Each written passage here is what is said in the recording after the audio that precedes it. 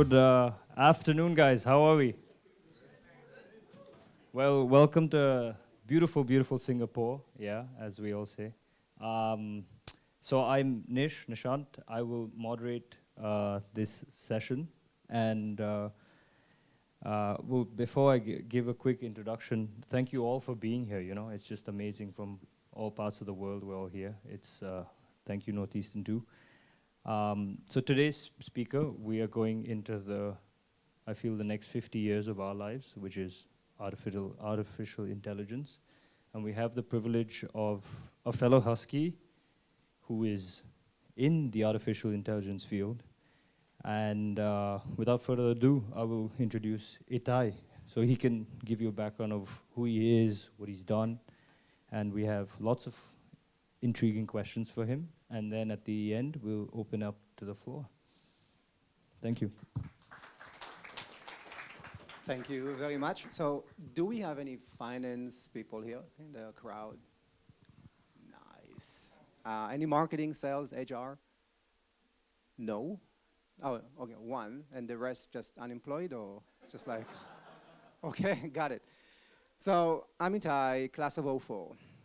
And I founded a company named Thinks, which has a very unique story to it. So let's start with it. So we can all agree that finance teams are the pretty much main artery of every business, right? And so in marketing, sales, and HR, you're a good artery, important, but not the main artery. And as such, every action from every department goes into the finance team. Now, there's a problem with it. Every finance team on the planet right now is facing the same problem. Too much manual work, okay? Not enough time to do it, no matter how many tools you have, and I think the finance people here can agree with it.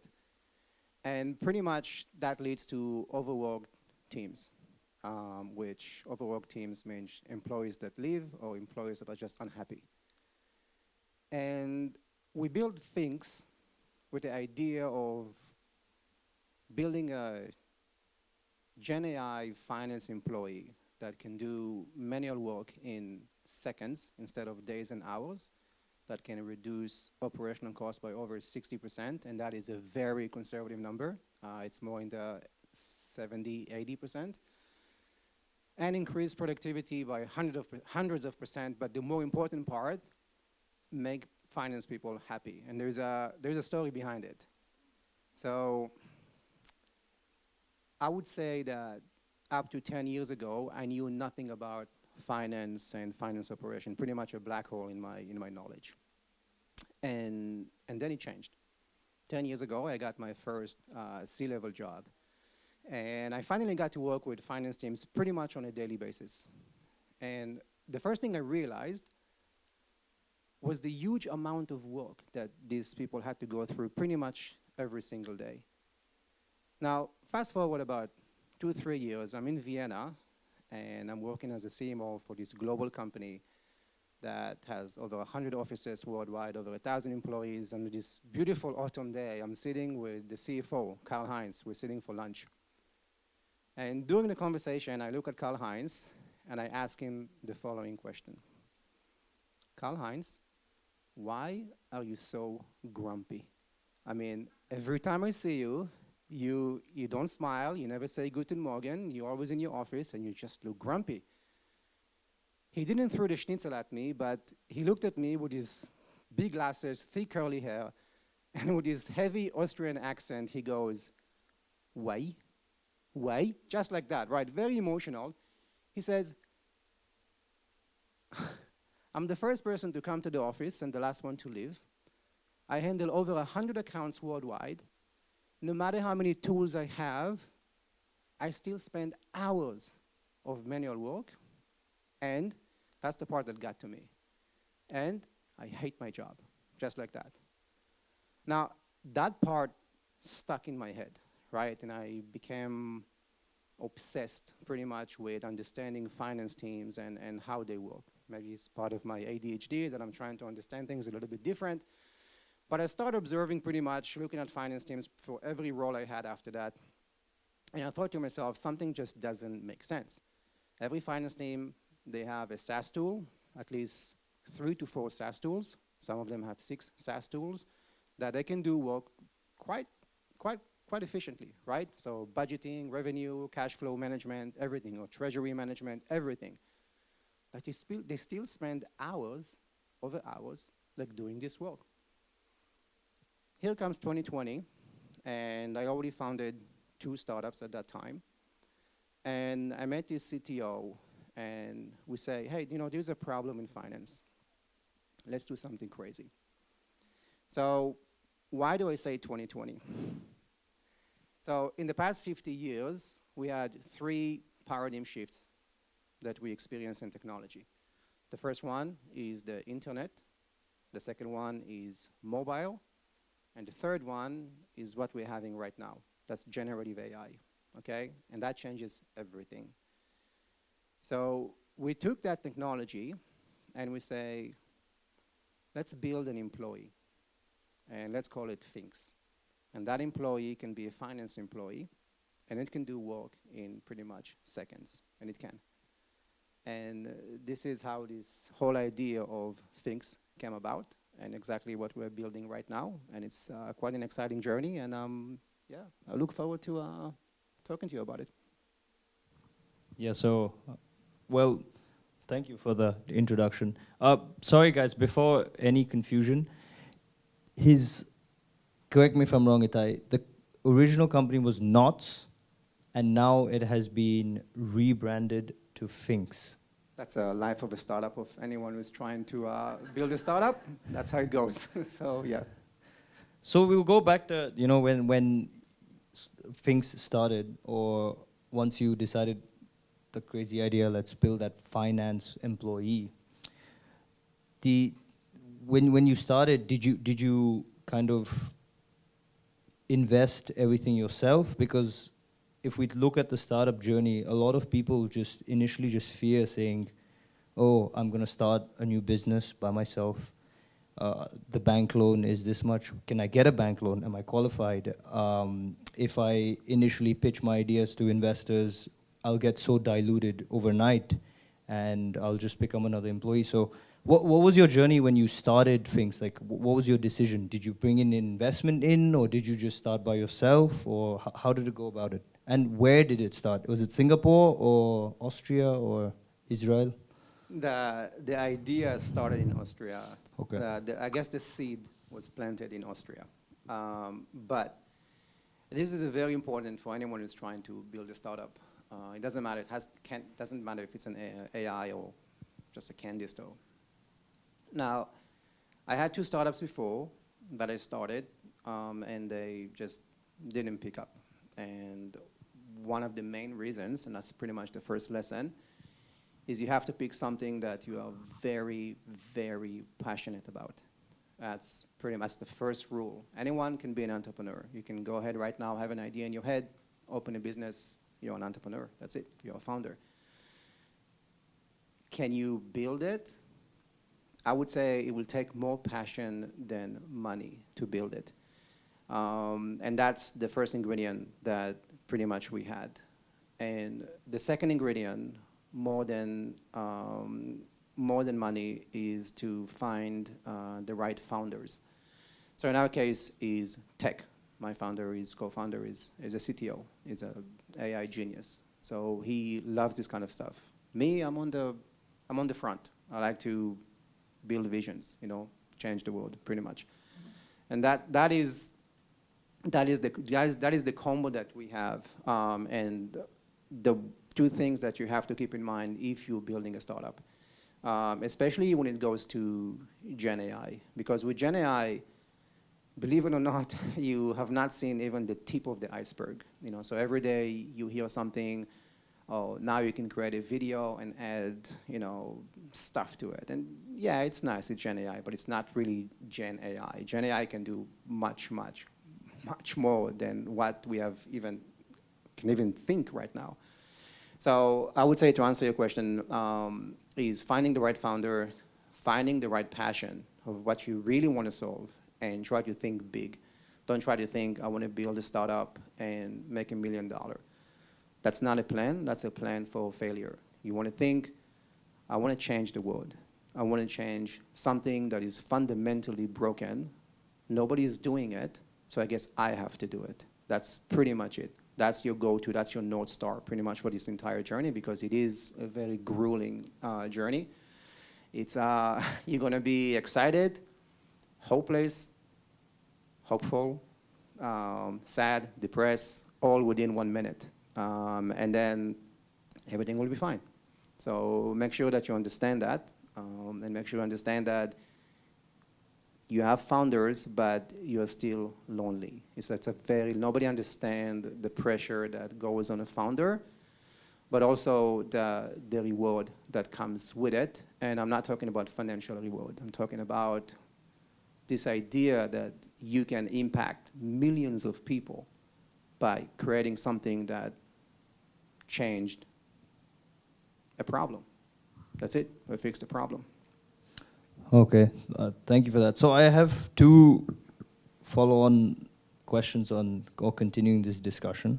One is on the part of Finks is just to get me correct, is Finks follows more of a SaaS model or a PaaS, like a software as a service or product as a service? That's the first part of that question. And second is, when you finish the beta testing, when you launch the first product, and eventually when the product really became of a certain level, how did you expand your customer base globally? Was it just digitally? Was it different conferences around the world? And with the expansion, how as a company, why should I use Finks? What makes Finks so special that, oh, let's do it? Finks, F-I-N-N-X. So Finks is a SaaS model, but it's not a product. So for us, we wanted to build an experience instead of a product. So I don't believe in SaaS products anymore. I think SaaS products or product as the way we know it right now is just old, I wouldn't say old technology, but it's just old, I would say, version of what it can be. So if you look at SaaS and you look at products, what do they have? They have features, right? And you go in and you buy a product, you sign up for an annual contract, and you have to learn new features, you have to learn a new lingo, and you pretty much have to adjust pretty much what you do. For us, so when we say we're a SaaS product, I want the experience to be as if you're hiring an employee. So I don't want people to go in and say, what do I have to learn? You have to learn nothing. All you have to do is just ask it to do something for you, just as if it were an employee. So when you say SaaS product, yes, it's a SaaS business model, but it's definitely not in the direction of a product where you have to understand, oh, what's the onboarding process? There is no onboarding process. There is a chat box. Just ask it to do reconciliations, or just ask it to build your cash flow model. It's like, it will do it for you. That's pretty much it. So when we build it, we build skills. We build employee. We build a junior manager. We build a finance manager. We build a CFO based on the skills that you pretty much need. Okay, that answers the first part of the question. Now the second one is, how did you expand Finks globally? Was it just digitally, or yeah? That question I can answer in December. So for us, we are testing a lot of things right now. The GTM has not gone, globally yet. But if I were to give you my thinking on that, so does anyone know what the product adoption curve is? Crossing the Chasm? Yeah, heard about it. Read the book? Read the book. It's a very good book. Anyway, it talks about that people don't really accept, new technology. I mean, some of them do, right? This is where in this curve, this is where the innovators, stay. Meaning that I'm going to launch a generative AI employee, which is, what the hell is that? And there's going to be one company that says, I want that. These are the innovators. These are the ones that are not going to question. They're just waiting for new technology to come. Follow that, you have early adopters, which is kind of like the innovators, but they take a little bit more convincing.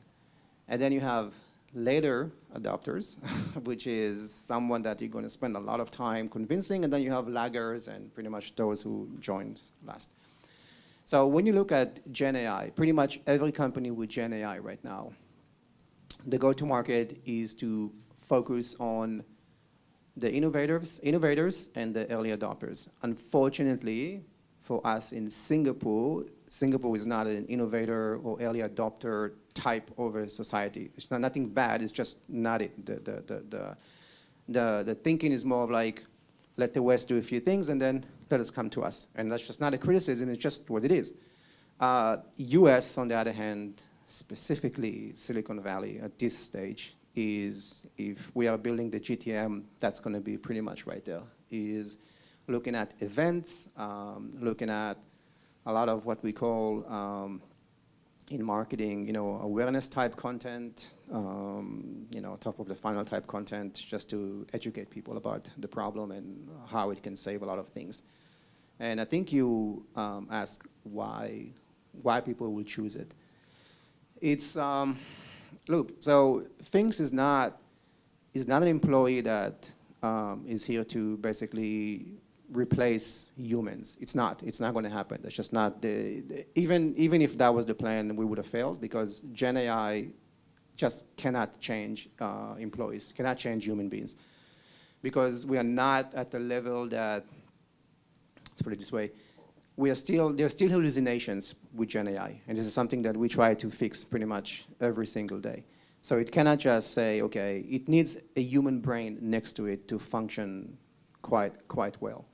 So what is it for me? What's in it for me?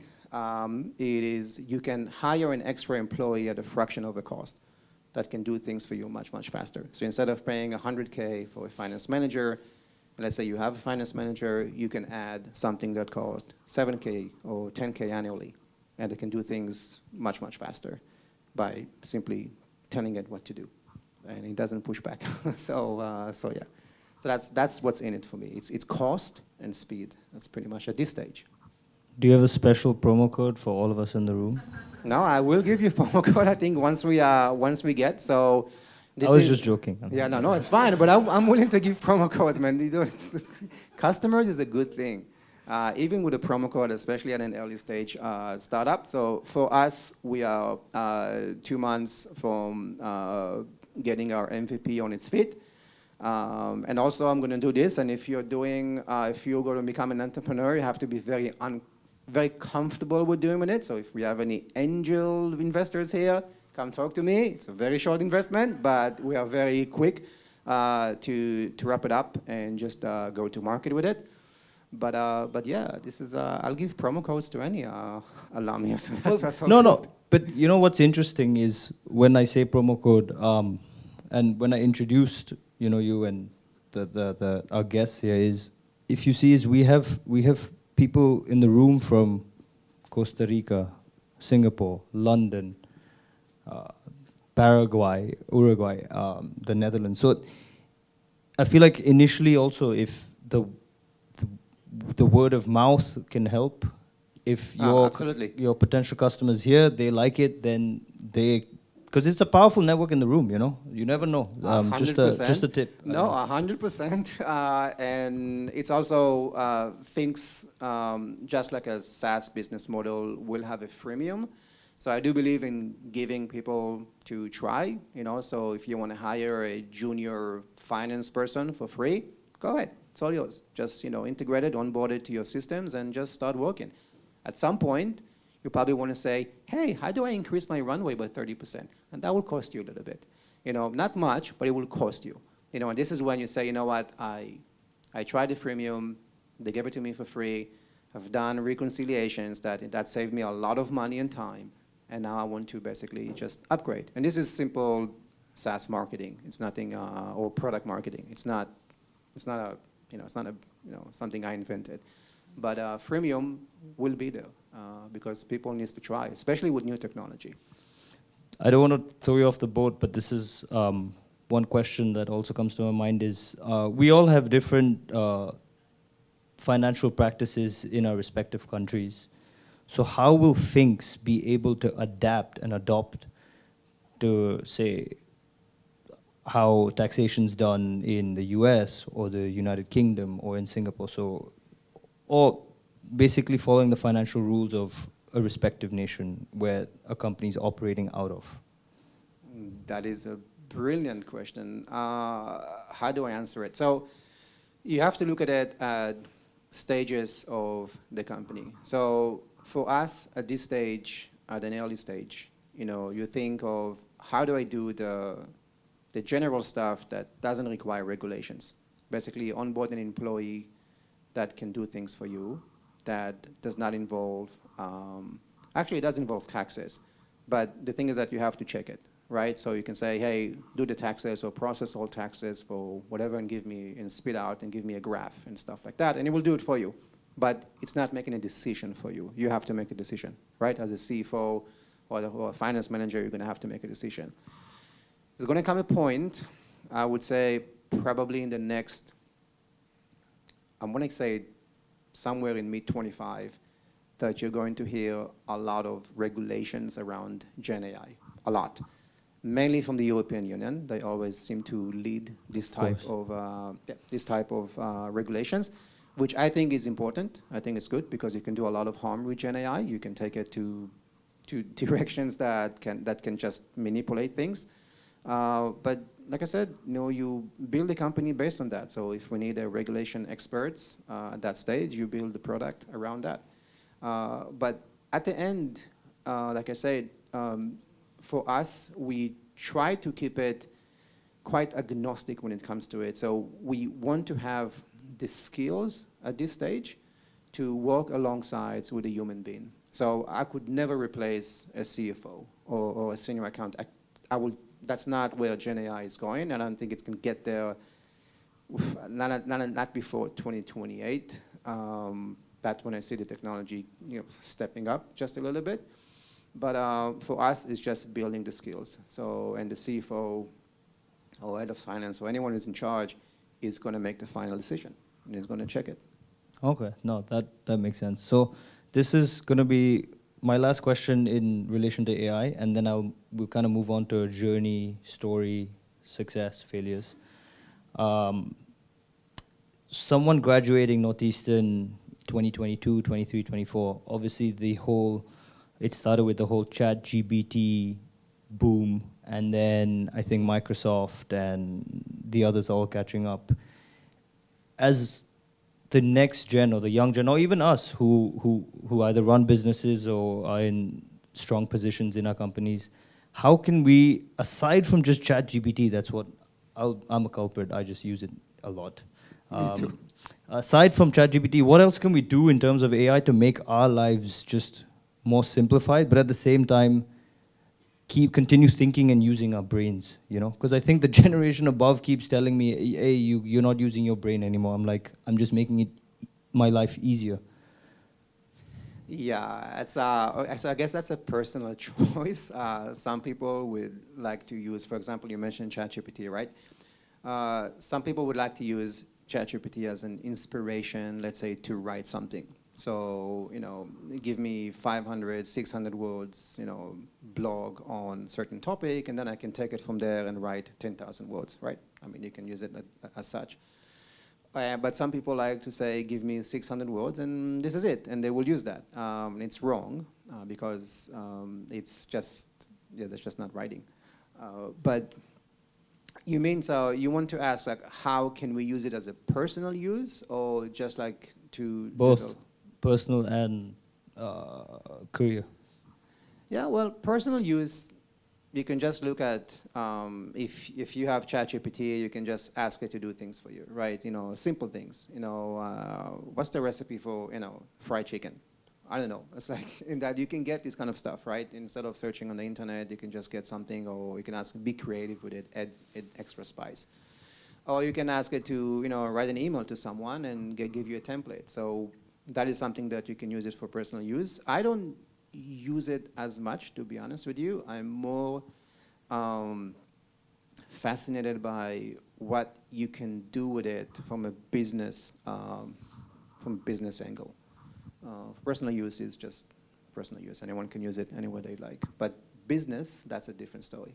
Okay, that makes sense.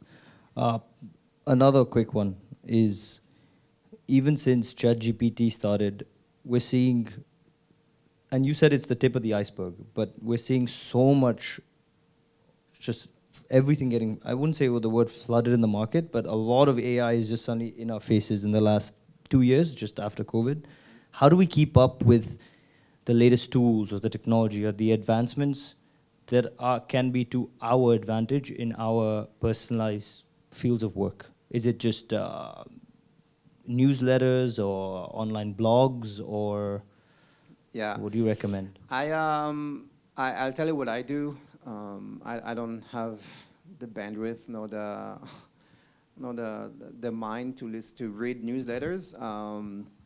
I hop on X, Twitter, Spaces. I participate in a lot of them that talks about AI. I try to meet people on these type of forums.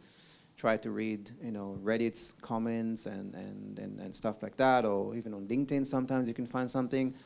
And a lot of events and podcasts on AI with pretty much experts that come from the industry, and you can kind of get a sense of like what's coming.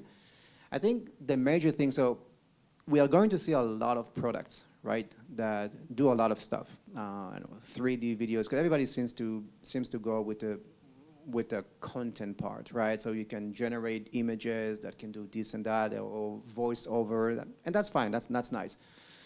But I think that where we're going to see the biggest change, and this is something that every company right now that deals with Gen AI is trying to do, is kill the hallucinations, right? So one of the differences between AI and Gen AI is that Gen AI can also give an opinion, okay? So AI will analyze data and give predictions and stuff like that. Generative AI can do it, but it can also give an opinion.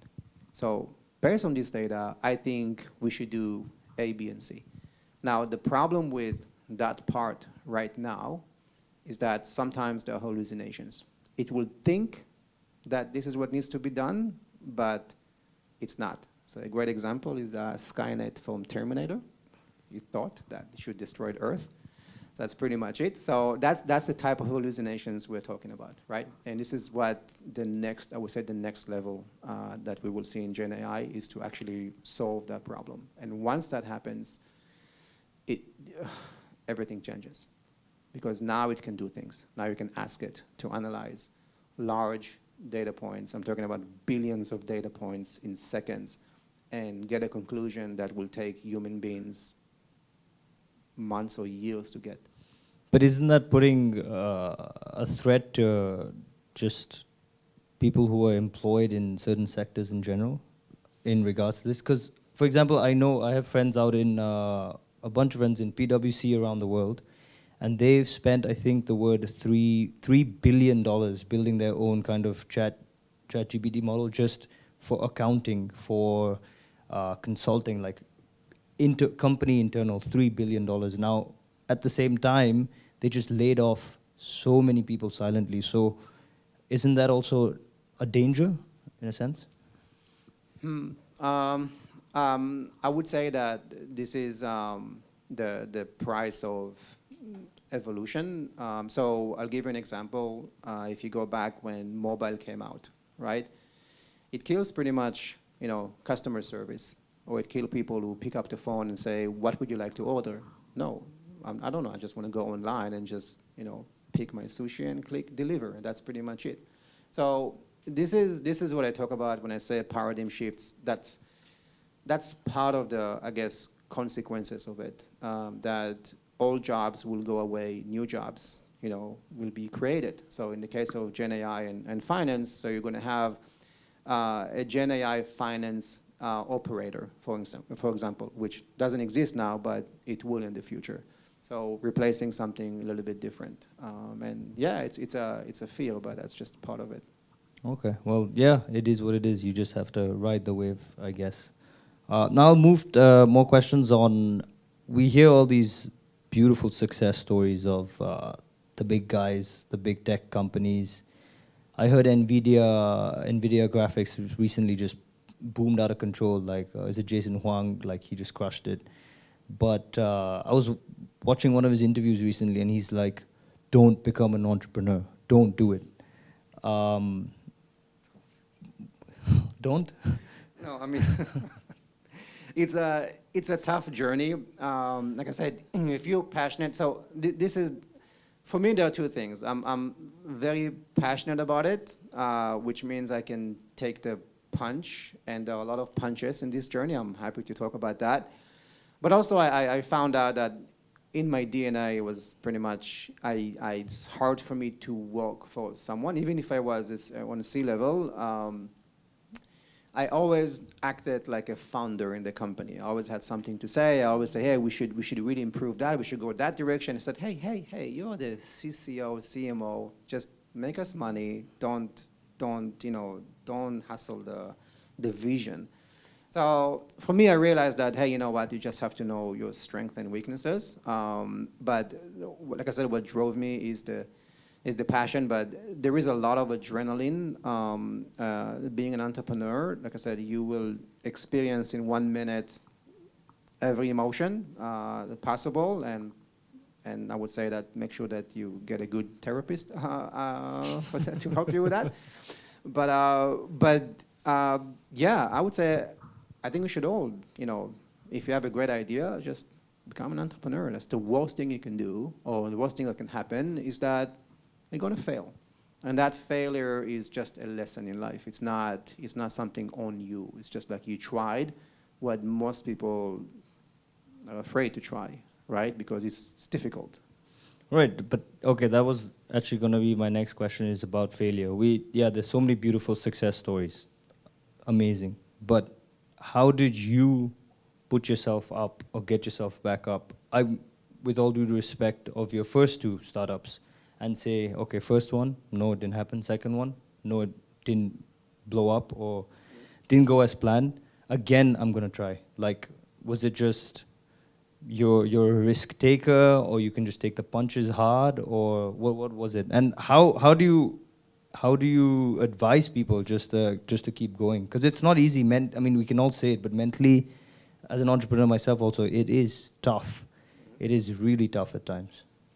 Yeah, I look at it as lessons that I have to learn from, as opposed to failure. So the first company was not a good dynamic with the co-founders, and that's fine. And this is the first lesson I learned: find the right co-founders. Like I cannot emphasize this enough. It's very, very important, especially if you go through a journey of a year and a half or so, and then you just find out that somebody completely changed, and that absolutely it destroys everything, and it will scare VCs like away from you, and your company is like doomed.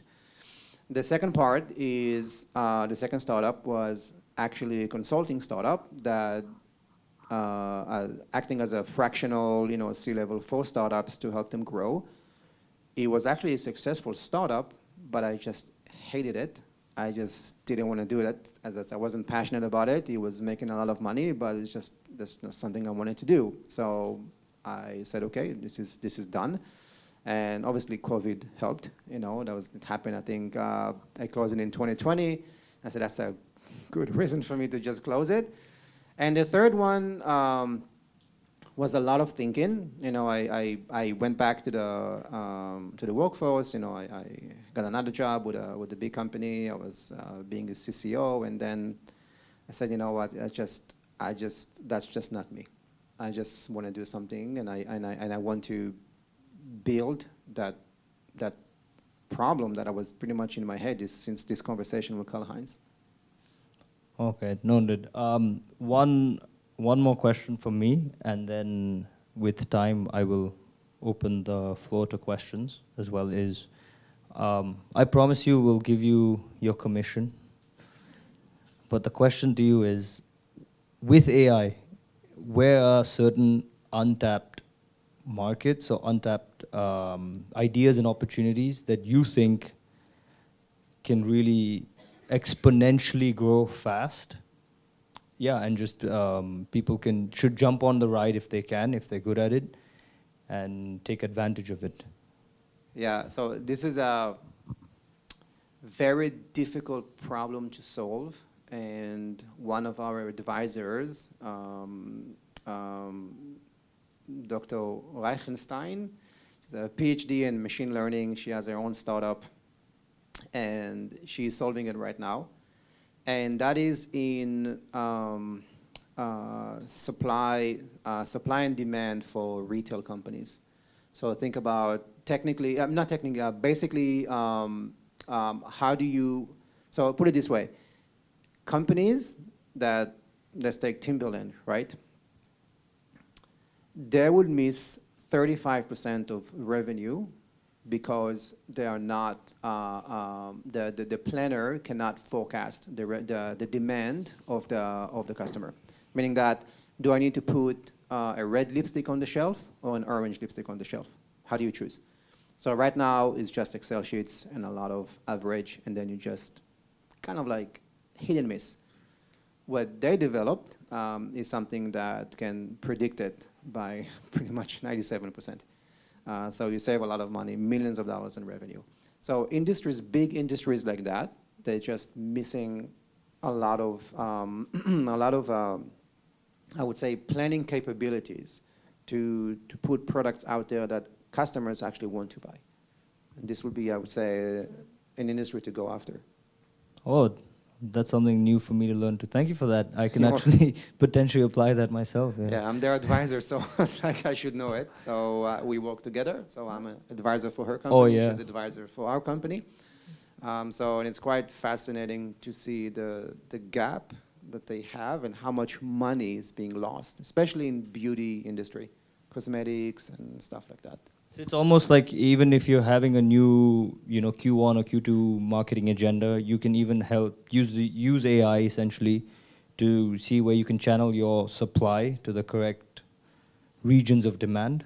Yeah, so you can see what customers actually want to buy. So look, this is one way of it. The other thing that we're trying to work on with that company is that, and this is a bit freaky, so don't get alert. So look at where you're looking at. So the AI can analyze the way where your eyes are looking at when you window shop and see exactly what you're most interested. So if you have like 5 items and you're really focusing on that, black dress, I know that this is the next thing. I know that what to put at the front. I know like how to shift things in the store. So yeah, things like this. So this is, like I said, this is the tip of the iceberg, things that you can do with it. Not in a harm way, but just to, I guess, satisfy customers. So what you want is actually there. So that's the stuff that they're working on. Oh, that's perfect. No, thank you for that. So, sorry, the last point really intrigued me is if we as business owners, entrepreneurs, or in corporate, is if we want to use these tools, will there be something like, I wouldn't say Finks, but something like Finks, or a specific AI tool that will help us to channel, such strategies for us to implement and grow a business?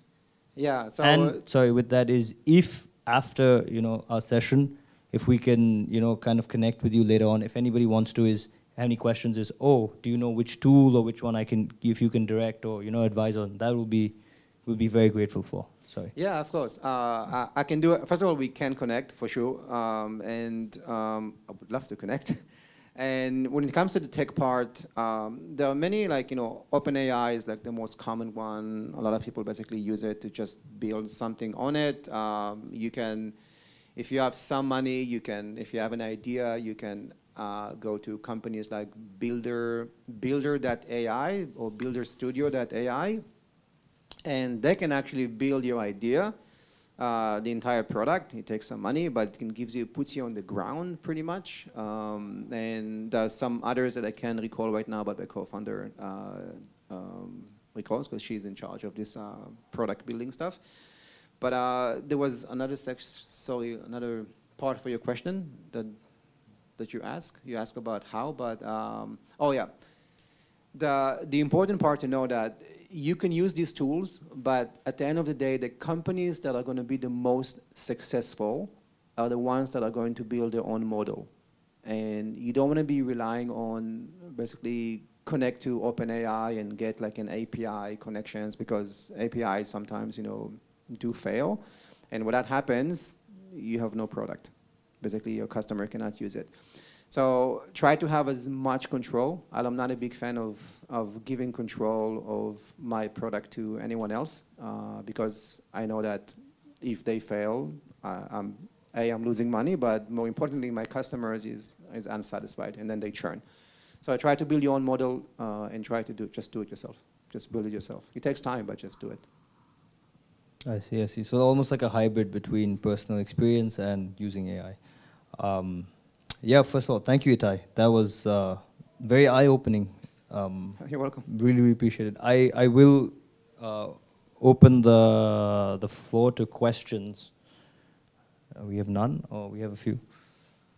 I'll pass this mic. We'll start with Martin, then Andrea, and then Nitesh.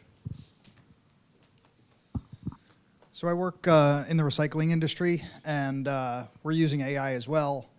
Our struggle right now is that AI depends on data, and our customers don't want to share data with each other. So how are you overcoming, because I'm sure that's the same in finance, how are you taking data from one customer, having your AI use it, and apply it to learning for another customer? Wow, that is a great question. So with us, we integrate. So we try to package it as you buying an employee and you onboard it to your tools. In order for it to do the job, it's within the tools, and we give the ticking all the boxes when it comes to encryption and data protection. We don't store any of your data, and we don't want that. So we try to do it like that. When it comes to actually sharing data points, I think Steven is here. I think he mentioned this with the banking yesterday. That's a tough one because we don't deal with that yet, because we're just literally onboarding. It's your own employee, and you don't share your data with anyone else. But in the future, and when I say future, I mean like, next month. What we're trying to do is we're trying to build a network of CFOs. So everyone is using the system. We want the system to learn from the questions they're actually asking, right? So that they can get the system understand more and more questions, and then when the system understands more questions, it can do predictions much better. But to answer your question, that is a tough one. It comes down to trust, and it comes back to what I was saying about the innovators and early adopters and later adopters. I'm sure that if you ask me this question in 2026, where I would say 2028, you're probably going to see 85% of all companies globally are going to use generative AI. That's just like, that is a fact. And I would say in 2026, you're probably going to have more early adopters. So to explain this type of concept will be much easier than to explain it now, because right now is just yeah, nobody trusted. There is kind of bad vibes around Gen AI. Like I said, I always give when I give a presentation, there's always a slide of Skynet from Terminator, because that's what people think generative AI is, but it's just not. It's more like a puppy that you want to play with. It's pretty much it. Thank you. Hello. Ooh, this is pretty loud. Okay, so my question to you is, how do you plan to measure success? So tying it back to your mission, how do you measure how much you affected the life of finance teams? Has there been any increase in job satisfaction? Yeah, it's a great question. How do I measure success is that when people think about, hey, I need to fix something in my finance operation, the name Finks comes to their mind. That, to me, will be a success. I don't measure success with money per se, even though building a startup, this is all about capitalism. This is money. We're not a nonprofit. We are a for-profit company. But I'm looking at it as it as a product market fit, but there's a formula to it that shows you how much customers are actually using your product and enjoying your product.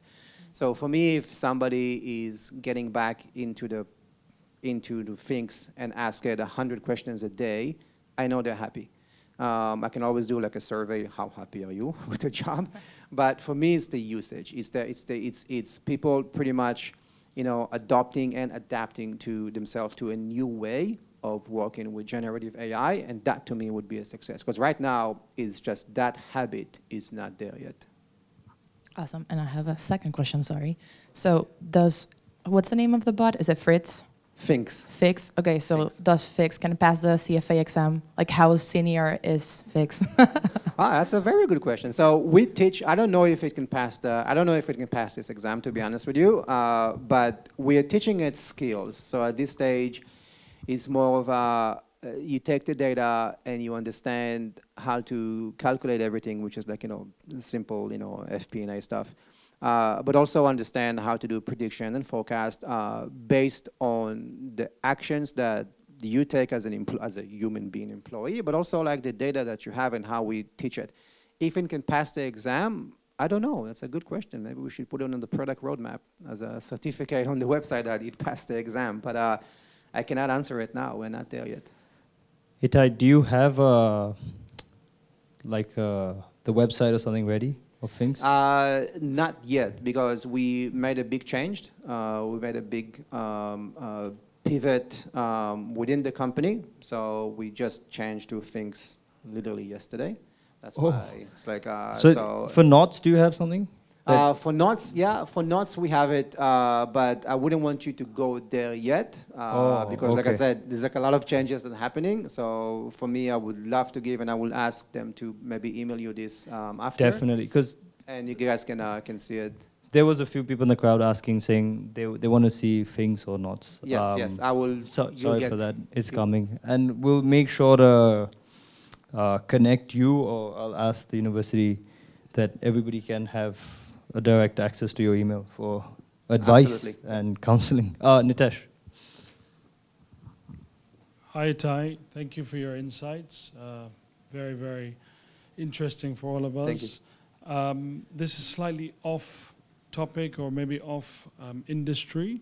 I'm the CEO of a hospitality company that is very relationship-based, very service-based, and we are constantly talking about how AI can help us, and we have employees working around the clock in different time zones, and we haven't yet managed to incorporate a successful method. Do you have any insights onto AI for the service industry and hospitality industry? When you say hospitality, you mean like a hotel?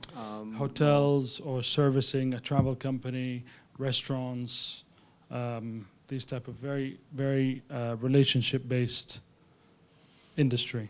Yeah, that's I mean, yeah, you can. Yeah, that's a very good. I mean, if you can create, and you can, the one thing that comes to mind is a customized customer service, right? When you can check in or check out, but has more of a human touch to it, that you can interact with it. This is something that you could definitely do with Gen AI. But again, that means replacing people. But it's a lot of testing with these things, because you can build the mood and you can build the type of character you want to have, right? You can have it militaristic, or you can have it as like a very nice and hospitality-like. So you can do that, but it does take a lot of thinking. I don't think there's like out-of-the-box type service right now that can do it, but it's something that you can explore. If you have an idea, I'm sure there'll be a company that actually there is.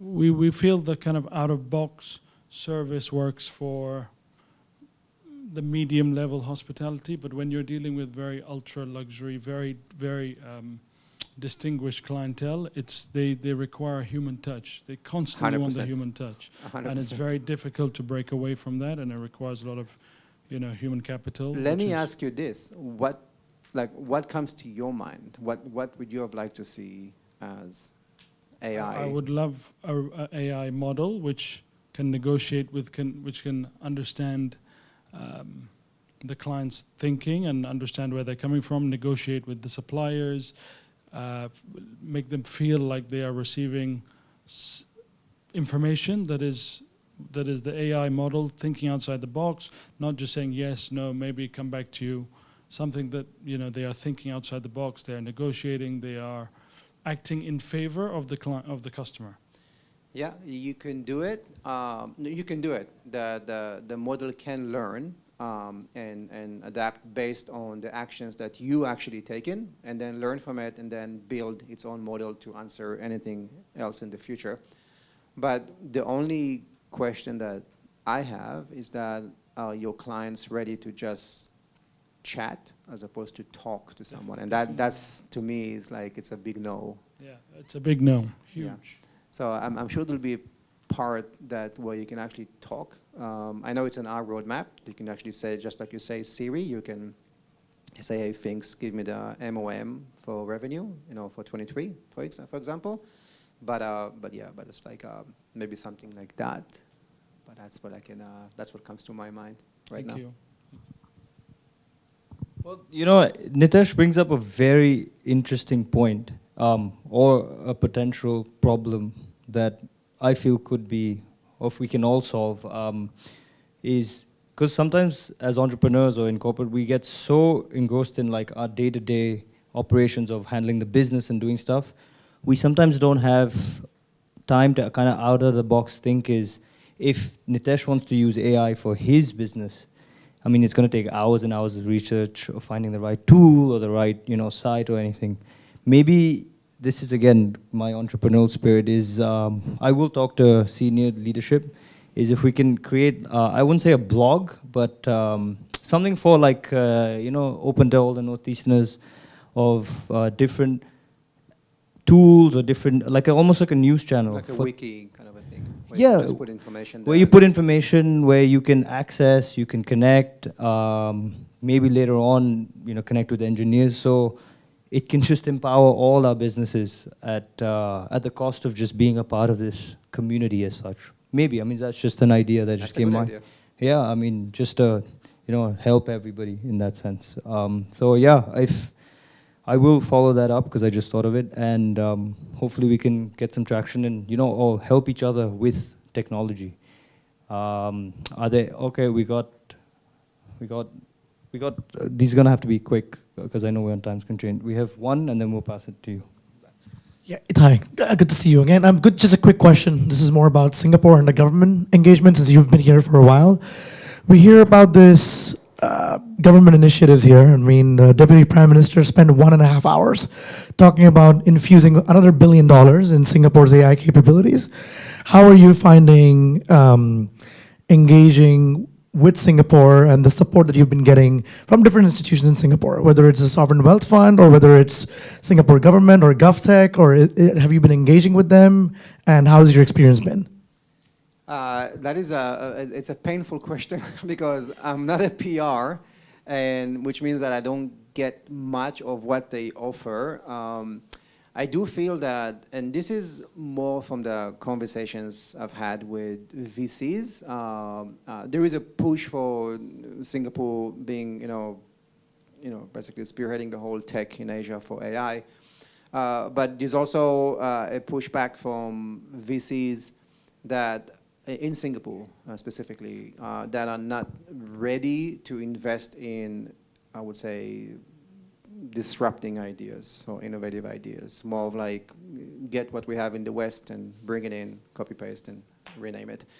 And which is good, but the problem with that is that we are just starting. So there's nothing to copy paste. We're just starting. That's one thing. Second, I don't like to copy paste. If you ask me, if I get a question from a VC about a competition, I will just shut down the conversation. I said, I don't care about the competition. I care about the customers. That's pretty much it. The competition is going to be there. That's not my moat. I'm not going to build a fence, a moat, around the company by trying to, defeat the competition. Just like, let them do what they do. Let me solve the pain points of the customer. That's my moat. So coming back to your question, there's a lot of money in it, but I don't get to enjoy it because I'm not a PR, and maybe I should go back to the States. I don't know. It's like I'm kind of like thinking about this, but yeah, we'll see. Archid is he's actually a Temasek spy. He's just undercover. So if anybody needs funding, That's okay. He's with the Singapore government. Oh, wait, another question here.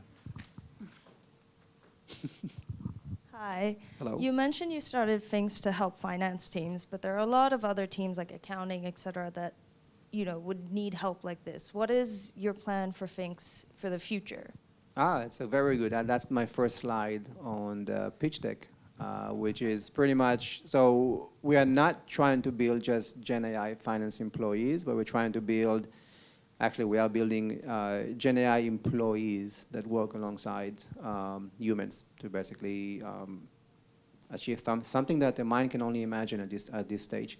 So for me, it's just the beginning. We want to expand. We want to basically grow an ecosystem of Gen AI employees. So it's not just we start with finance and to some extent accounting, because it's kind of like the skills are, there's a lot of mix with the skills, but take it also to marketing, to sales, to HR. I mean, you can do a lot of things with it. And there are a lot of companies that do Gen AI with marketing and sales.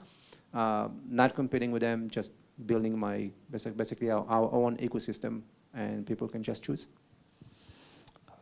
Thank you for that. So it is 1 o'clock. That wraps up our session. Thank you guys so much for making it. A big thank you to Itai as well. Huge round of applause for him.